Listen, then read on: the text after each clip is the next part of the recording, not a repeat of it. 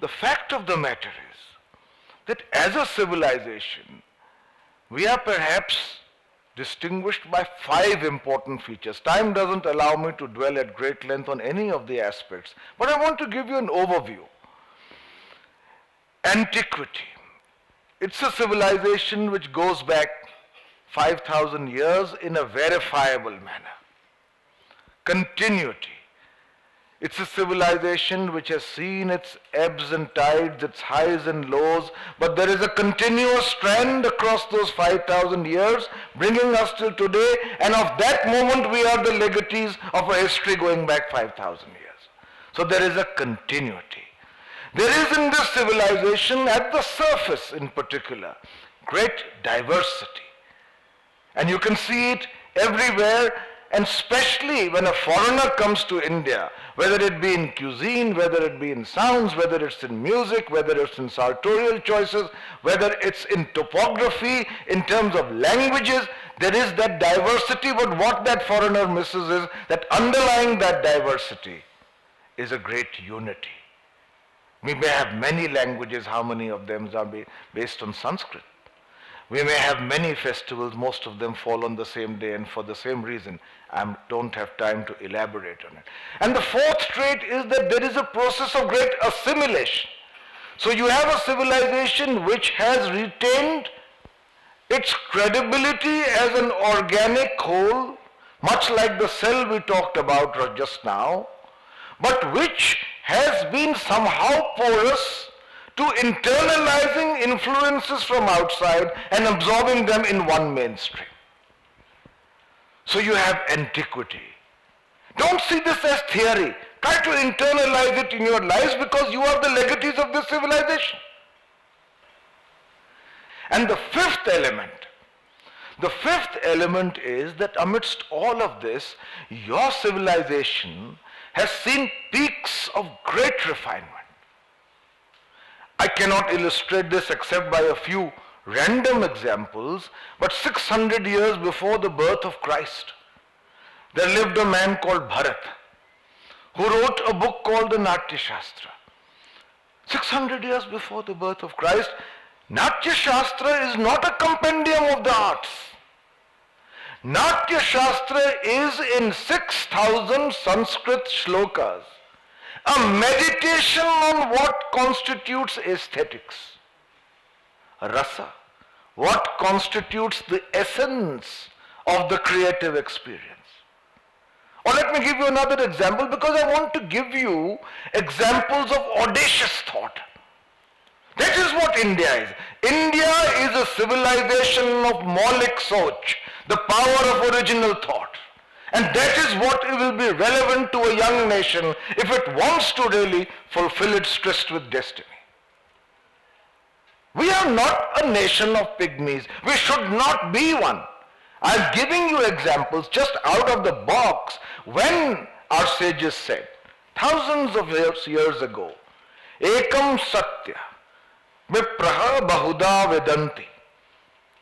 When they said that there is one truth, wise people call it differently. It's an audacious thought, because that was the time when most people said, what I say is the only truth. When they said, Udara Charitanam Vasudhaiva Kutumbakam, it was an audacious thought, because in those times people believed, where I am, that is it, all other influences we will not accept, the world cannot be mine in its entirety. What I have is my world. It's an audacious thought. The fact that more than 2,000 years ago we had a university called Nalanda where students came from Japan to the Middle East, which was the Harvard of the world. 2,000 professors, 10,000 students. I recently visited Nalanda and realized remarkably that this was the India which was capable of new thought. If you go to architecture, some of you must have been, there is in Kailash, the Kailash temple in Ellora. The Kailash temple in Ellora is carved from top down. A mountain is carved from top down to precise geometric proportions. A cemetery that is beautiful with 200,000 tons of stone excavated. Then why do we build Shastri Bhavan in New Delhi today? This is the question we must ask ourselves, because I am giving you examples from daily life. And that is also the civilization which created this remarkable synthesis between, for instance, Hinduism and Islam. The coming of the Muslims, they came as conquerors and proselytizers. There was something of the genius of innovative flexibility in our civilization, that two streams merged to produce the Ganga Jamuni civilization that we are heir to, of which the powerful Sufi movement or the beautiful Taj Mahal will remain forever testimony to. 1947, let me say before I come to 1947, Gandhiji's thought of non-violence. Again, an audacious thought. The ability to break new ground, to apply your mind to a situation and think afresh. The cerebral application of mind which you are capable of, and which is the answer to the challenges that nations and civilizations face. Gandhiji, whatever his personal belief in ahimsa, used it as one of the most powerful tools to conquer a militarily more powerful enemy, if you call it an enemy, a nation that India had to oppose because it could not embrace servitude anymore. These are audacious thoughts. And with 1947, a grateful nation embraced freedom. An old civilization moved from the shadows of the past into the sphere of a modern national state, the Republic of India. And 1947 bequeaths us a great deal. 1947 bequeaths to us primarily three things, because I'm cutting out the possibility of an infinite discussion because of the shortage of time. 1947 gave us democracy. 1947 essentially gave us the fact that we must be, in order to remain a nation, a secular nation. The first letter that Panditji wrote to all chief ministers of India was that coexistence is not an option in our country, it's a compulsion. And so we embraced by conscious choice. It's easy to say, or to devalue, or to take for granted what is your bequest when you have had it for so many years. But at that time there could have been more than one choice. Prejudice could have become hardened to become ideology, to become divisive. But there was a conscious choice to be inclusive. And so you had democracy, you had secularism, you had commitment through by now the discredited, almost discredited theory of socialism, which was that you must have planned economic growth because that growth must be inclusive, because you have too many of the poor, more than anywhere else in the world. So 1947 was important, but because again of the shortage of time, what do we as a nation face today? Today, and please follow my words carefully, because I've tried to link the evolution of a young nation through the prism of its ancient civilization to bring you squarely to face yourself today, because today I believe India is passing through an impasse, which if it does not once again see the application of audacious thought, if it does not once again see the clarity of thought which Chanakya had in his Arthashastra, when he said Uttishta Bharata, at a time when the whole expanse of northern India was divided into small republics or minor kingdoms, or minor kingdoms aspiring to become major kingdoms. He saw it as a collective vision. If we do not have that today, it's going to affect each of our lives individually and substantially. This is not a crisis that will pass away. This is not a crisis about an individual. This is not a crisis about a party. This is not a seasonal crisis. This is not a crisis which the next election will put right. This is a systemic crisis which requires us to provide a systemic solution. In my new book coming out in January called Chanakya's New Manifesto, whose subtitle is To Resolve the Crisis within India. I have focused on 5 areas which I believe are the core areas of our new crisis. Governance, the functioning of democracy, the manner in which we handle corruption, the manner in which we handle security, and how we build a more inclusive society. That is the core of the crisis in India. And very briefly, a line or two on each, or I could speak on each of these for several sessions. But governance, what is the issue? When governments are elected, it is their fundamental duty to govern. What has happened in India today? That the functioning of democracy has become the biggest impediment to governance. When at Delhi, 22-member party coalitions with very fragile majorities come to power, all energies go to political management and none to governance. Is this the system that we wanted? Our constitution makers drafted a constitution, which I have read at great length and studied, but there was an assumption in it. The assumption was people will elect a government with a comfortable majority, will come to power and rule for 5 years, which happened in the beginning.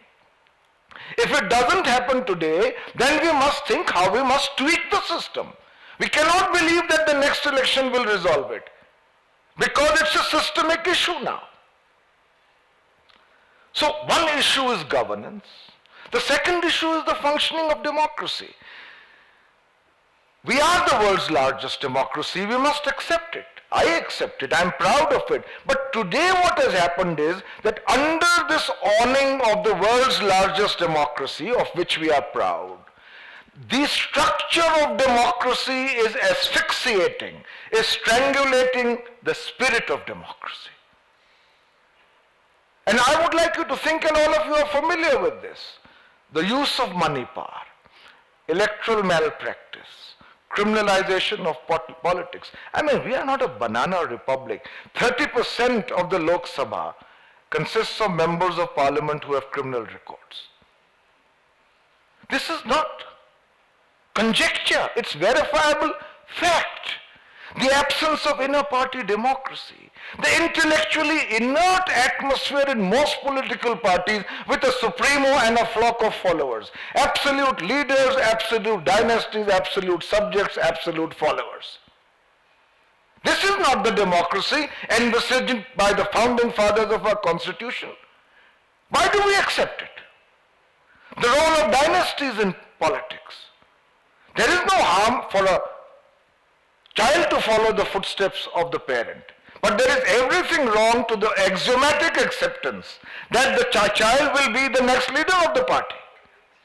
We reduce ourselves to a banana republic when we have been a civilization of great maturity. So the functioning of democracy should concern us.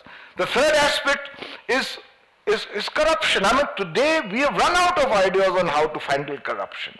Corruption is a very major issue in our country, partly also because at individual levels, Indians are predisposed to condone it, to collude with it when it benefits them, to criticize it when it benefits others. However, whatever this moral relativism that we have possessed, we have to handle it because it's a genuine menace. Again, it affects all of us. But we run out of ideas because we bring out one idea out of a box and say, this is the magic wand, Lokpal. But it's not. Why? Because, please think carefully, you have to set up an architecture against corruption. It is not based on personal exhortation, because we all know how we will listen to them, praise them and do something else. It's not about persuasion. It consists of carefully thought out measures. First and foremost, the beach of all corruption is electoral malpractice. If you elect people whose monies, if political parties are funded on corrupt money, the nation cannot but be corrupt. Simple truth, the beach. Go to the facts, you'll know how much of black money is funding political parties. Electoral reform. All the proposals are there, they're never implemented. I document them on my new book. Electoral reform, neutral intervention of technology. When you were going to buy a ticket earlier, you had to pay it out. If you can do it online, you don't have the middleman. Simple. Expand the area of the neutral intervention of technology by conscious policy, not drift. Transparent means of disposing of natural resources owned by the state and procurement processes. A lot of work has been done. This is doable. Yes, quick and deterrent punishment for corruption. All the measures can be in place, all the reports are there, you are not doing it. That presupposes judicial reform, because if those who are going to punish you are themselves corrupt, nothing is going to happen. And finally, as part of an architecture of corruption, you also bring in an ombudsman called the Lokpal.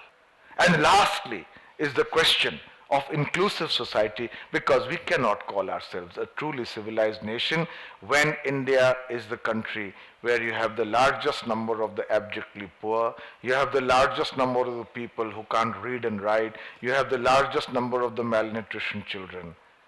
You can't call yourself a civilized nation. So therefore this needs to change. Change in our interest, because except in fantasy, you cannot build the first floor of a mansion without a foundation or ground floor. If so many people are so abjectly outside the civilizational mainstream, you've got to change things. And the way we are doing it right now is not the answer, which is state altruism. Throw thousands and thousands of crores of rupees, top down, through a completely leaking machinery where everything is almost siphoned off and almost nothing goes to the beneficiary.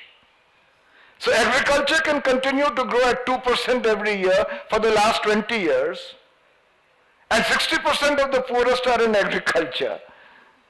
So there's no real improvement in their lifestyle. If we don't change, there is a chance that both this civilization and this nation can dissemble, because the forces that are building up from below are so strong that in their pent-up fury at the disappointment of not meeting expectations, when that erupts, our demographic dividend will unravel.